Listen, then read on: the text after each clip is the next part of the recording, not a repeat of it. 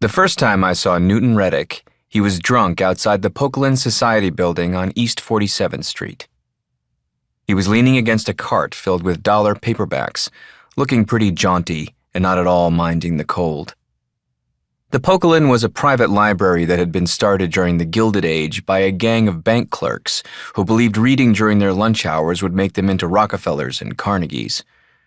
It was still a private library in 2005, and also a scholarly society dedicated to the art, science, and preservation of the book, whatever that meant.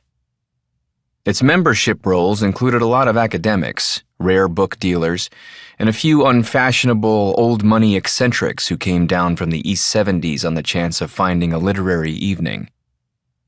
Newton Reddick was one of the book dealers, or had been anyway. I was told he was mainly a collector now. Collector seemed to me an overly polite term, but at least it conveyed the fact he wasn't making any money at it.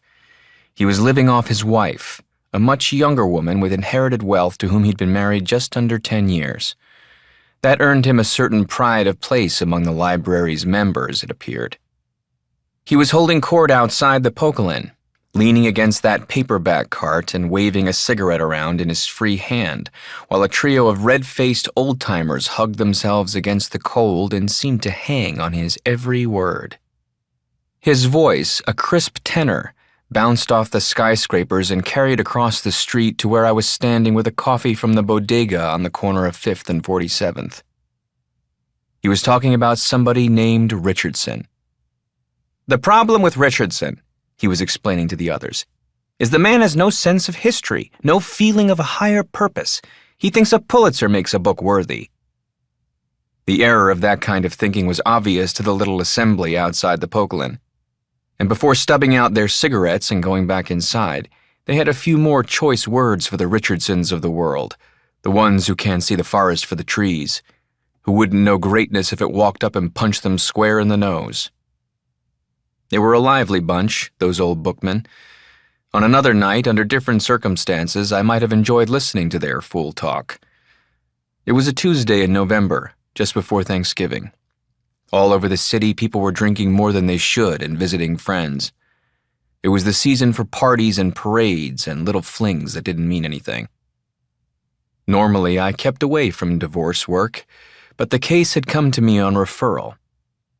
A woman calling herself Anna Reddick had shown up at my apartment the previous week, on Thursday evening, saying that she had met my friend Ulises Lima at a party. Ulises was a Venezuelan poet who sent me a lot of work. He thought it was awfully funny that I was a lawyer, not an artist or a writer or a poet like everyone else. He thought it was even funnier that I refused to work any longer at one of the big law firms in Midtown and was trying to make a go of it on my own in a careless and not very profitable way. He had sent around a good number of prospective clients for consultations. There were always people in his world who needed help and hadn't any ideas where to begin looking for it. Some had money and others would try to pay me with paintings or meals.